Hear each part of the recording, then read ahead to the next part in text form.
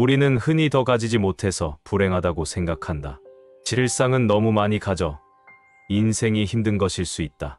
인터넷에 떠도는 글 중에 8가지만 버리면 인생은 축복이란 것이 있다. 미국의 재무설계사 스테판 M.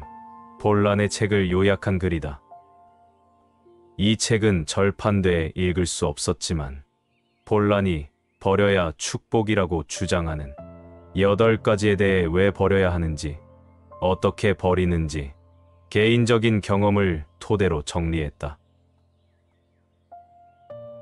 제1장, 나이 드는 것을 슬퍼하지 말라. 시간의 흐름을 포용하든 안 하든 우리의 삶은 같은 곳에서 끝난다. 아무리 많은 돈과 노력을 투자해서 시계를 거꾸로 돌리려고 해도 시간은 앞으로 움직인다. 우리는 모두 같은 곳에 도착할 운명이지만 그때까지 여행을 어떻게 할 것인지 선택할 수 있다.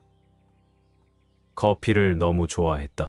하루에 7, 8잔을 마셔도 거뜬했다. 밤에 잠도 잘 잤다. 그런데 어느 순간부터 커피를 마시면 가슴이 심하게 뛰고 밤에 잠을 잘 수 없었다. 오전에 마신 단 한 잔의 커피조차 치명적이었다. 원인을 찾던 중 깨달았다. 아, 나이가 들어서 그렇구나. 사람은 태어나 나이가 들어가며 어느 순간까지는 할 수 있는 것이 많아진다. 힘이 세지고 사고력이 발달하고 미성년자 딱지를 떼면 술과 담배가 허용된다. 버는 돈이 늘어나고 지위가 높아진다. 그러나 나이가 어느 순간에 이르면 그 이후부터는 기력이 쇠해지고 기억력이 떨어지며 직장에서 나갈 날을 세게 된다.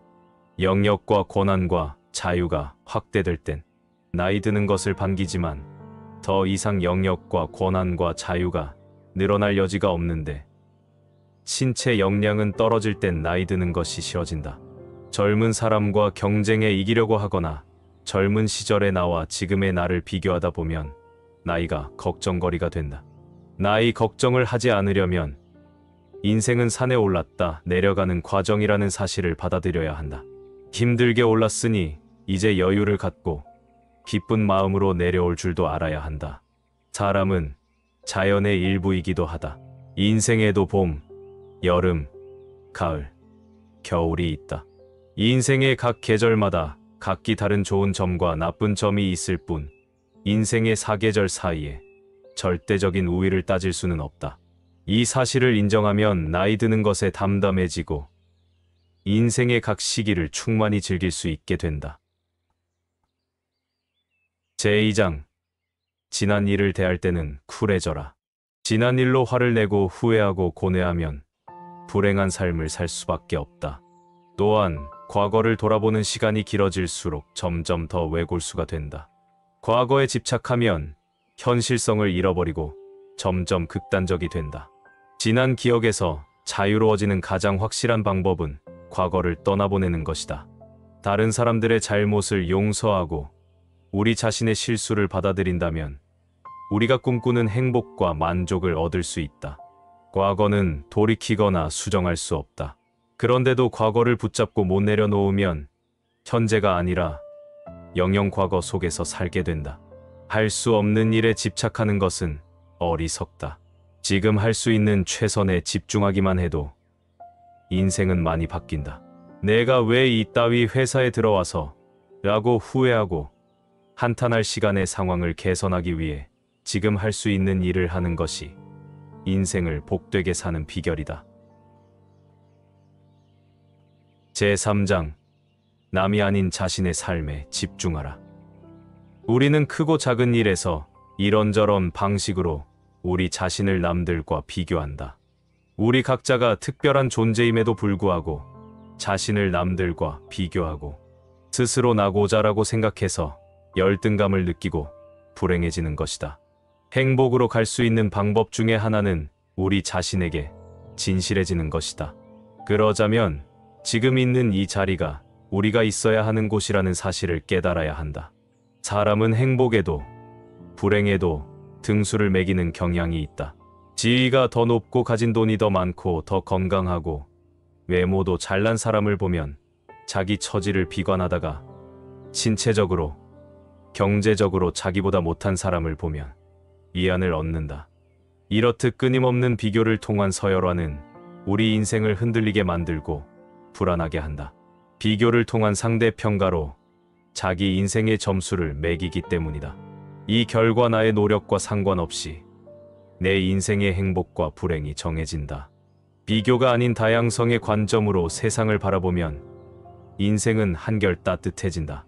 사람마다 이 세상에서 각기 주어진 역할과 소명이 다르다고 생각하면 남과 비교하지 않고 내 인생에 더 집중할 수 있게 된다.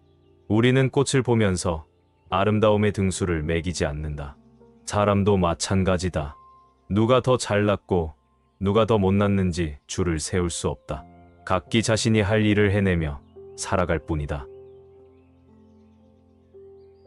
제4장 스스로를 평가절하하지 말라. 당신은 칭찬과 존경을 받을 만한 훌륭한 사람이다. 당신이 잘한 일들은 우연이 아니며 당신이 가진 능력은 결코 무가치하지 않다. 나부터 나를 인정해야 한다.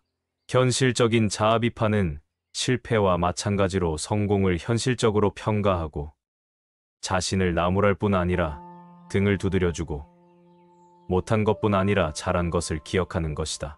하지만 실패에 대해서만 생각하고 자책을 하고 최선의 결과에 미치지 못하는 것에 초점을 맞춘다면 비합리적인 자기 비하에 빠지게 된다. 겸손은 우리 자신을 비하하고 낮추어서 생각하는 것이 아니다. 비교함정의 결과는 두 가지로 나타난다. 자신을 비하하는 자격지심과 자기가 잘났다는 교만이다. 사람들은 대부분 상대가 누구냐에 따라 자격지심과 교만을 왔다 갔다 한다. 이를 피하려면 자기 객관화가 필요하다. 자신을 제3자 보듯 바라보며 담담히 자신이 어떤 사람인지 성찰하는 것이다. 자기 자신을 아는 사람은 잘난 사람 앞에서 주눅들지 않고 못난 사람 앞에서 갑질하지 않는다. 자긍심을 충전하는 방법은 자기 비하를 그만두고 성공을 인정하려면 마음을 비워야 한다. 마음을 비우고 세상이 우리 뜻대로 움직이는 것이 아니라는 것을 깨닫게 해주는 상황에 들어가는 것이다. 제5장 도움을 청할 줄 알라. 무력함을 느낄 때가 있는가? 그렇다면 도움을 구하라. 도움을 구하는 것은 시간과 돈과 능력과 지식의 질의 효과를 얻을 수 있는 가장 쉬운 방법이다. 우리는 슈퍼맨도 원더우먼도 아니다. 모든 것을 혼자 해야 할 필요는 없다. 슈퍼맨이나 원더우먼이 되어야 할 필요도 없다. 다른 사람들에게 도움을 청하면 좀 더 빨리 우리가 꿈꾸는 삶에 가까이 갈 수 있다. 도움을 청하는 것만큼 다른 사람들을 돕는 것도 중요하다. 만일 누군가에게 도움이 될 수 있다고 생각하면 부탁을 받을 때까지 기다리지 말고 먼저 도움의 손길을 내밀자. 개인주의란 용어가 다소 오해의 소지가 있는데 여기에서 의미는 남의 사생활에 관여하지 않고 내 사생활도 침해받지 않으려는 성향을 말한다. 이는 나도 남에게 피해를 주지 않고 남도 나에게 피해를 주면 안 된다는 태도로 나타난다. 문제는 이 개인주의 성향이 심해지면 자신에게 무슨 문제가 생겨도 혼자 해결하려 할 뿐 주위의 도움을 구하지 않고 주위에 어려운 사람이 있어도 무관심해질 수 있다는 점이다. 인간은 사회적 동물이다. 무리를 지어 살며 도움을 주고 받을 수밖에 없다. 이를 인정하면 주위의 도움으로 더 많은 기회가 열리고 나의 도움으로 주위 사람들이 함께 성장하는 선순환이 일어난다. 남에게 주저하지 말고 도와달라고 청하고 주위에 어려운 사람은 주저 말고 도와주면 삶이 충만해진다. 제6장 망설이면 두려움만 커진다.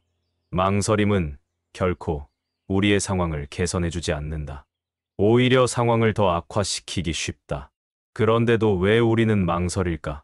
그 답은 간단하다. 두려움 때문이다. 우리는 실패를 두려워하기 때문에 행동을 망설일 때가 있다. 망설이면 후회한다. 뭔가를 해야 하는 완벽한 시간이 있다고 믿는다면 언제까지나 행동하지 못할 것이다. 행동을 미룰수록 상황은 나빠진다. 우리가 행동을 취하지 않는 이유는 두려움 때문이다.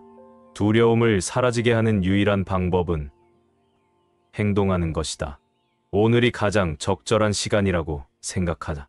더 좋은 시간은 없으므로 행동을 취하자.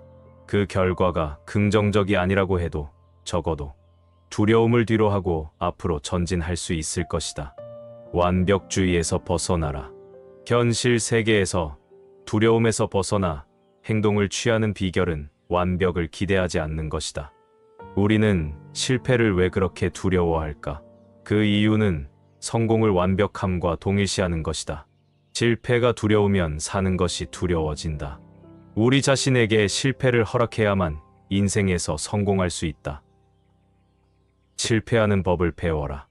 우리는 긍정적 결과를 원한다. 하지만 인생이 항상 긍정적일 수는 없다. 결과를 걱정하면서 시간을 낭비하지 말고 행동을 취하는 법을 배우자. 해야 할 일을 즉각 처리하면 인생이 가벼워진다. 하고 싶은 일은 가능할 때 빨리 하는 것이 미련을 남기지 않는다. 해도 후회, 안 해도 후회라면 해보고 후회하는 것이 나을 수 있다. 하면 미련은 남지 않고 경험이 남기 때문이다. 제7장 최고보다 최선을 택하라. 행복해지고 심리적으로 만족과 충족을 느끼기 위해서는 모든 것을 가질 수 없다는 것을 알아야 한다. 우선순위를 정해서 각각의 역할에 최선을 다할 때 행복한 삶을 살 수 있다. 행복은 균형 잡힌 삶에서 온다. 적정선에서 만족할 줄 알라. 다른 모든 것을 희생하고 한 가지 부분에 전념하는 것으로 행복하고 만족할 수 있는 사람들은 흔하지 않다. 우리 대부분은 여러 가지 부분에서 선택과 타협으로 균형을 이루고 살면서 만족을 얻는다. 관심의 대상을 분산시켜라. 모든 일에서 최고가 되겠다는 욕심을 버리자. 당신에게 정말로 중요한 것들을 생각해보고 각각을 위해 할 수 있는 만큼 최선을 다하면 된다. 어떤 한 가지에만 100% 노력을 기울일 수는 없다. 예를 들어 일에 40% 노력을, 아내와 딸에게 50% 노력을, 그리고 10%는 기타를 치는 일에 투자하자. 이것은 희생이 아니라 살면서 좌절감에 빠지지 않는 비결이다. 강박증은 무엇인가에 얽매여 그 무엇인가가 생각대로 되지 않았을 때 불안해지는 것을 뜻한다. 무엇인가 마음대로 되지 않거나 뜻대로 되지 않았을 때도 그 사실을 그대로 받아들여야 인생이 편안해진다. 무엇인가에 집착하는 순간 우리는 그 무엇인가의 노예가 된다. 마음에 좀 들지 않아도 내 뜻대로 잘 안 돼도 있는 현실에서 최선을 찾는 태도가 행복한 인생의 조건이다. 제8장 미래를 만드는 것은 현재다. 행복은 목표가 아닌 마음 상태다. 당신이 원하는 삶은 지금 여기서 당신을 기다리고 있다. 사람들은 내일 승진을 한다면, 적당한 사람을 만난다면, 유산을 받으면 정말 행복한 삶을 살 수 있으리라 꿈을 꾼다. 그 결과 오늘의 삶이 얼마나 훌륭한지 깨닫지 못한다. 미래에 초점을 맞추면 기회가 오는 것을 보지 못한다. 미래는 미래일 뿐이다. 만일 미래에 행복해지기를 바란다면 항상 행복을 달성할 가능성은 있지만 실제로 행복해질 수는 없다. 단기적이든 장기적이든 미래를 위해 계획하는 것은 현명한 처사다. 하지만 미래를 위해 계획하는 것과 미래 속에서 사는 것은 큰 차이가 있다. 미래를 위해 계획하는 것은 어떤 일들은 불가피하며 선견지명과 준비 운동이 필요하다는 것을 인정하는 것이다. 반면 미래에 사는 것은 지금 부족한 행복이나 만족을 미래에 의지하는 것을 의미한다. 특별한 뭔가를 기대하는 것이 아니라 막연하게 인생의 역전을 바라는 것이다. 주어진 삶을 감사하라. 우리는 지금 행복해지기 위해 필요한 모든 것을 갖고 있다. 사실 필요한 것보다 더 많이 갖고 있다. 우리는 현재에 살면서 행복해지는 연습을 해야 한다. 지금 아무것도 하지 않으면서 근거 없이 미래를 낙관하는 태도는 무책임하다. 하늘은 스스로 돕는 자를 돕는다라는 격언이 있다. 할 수 있는 일을 다한 뒤 하늘의 뜻을 기다리는 진인 4대 천명의 자세가 인생을 가치 있게 만든다.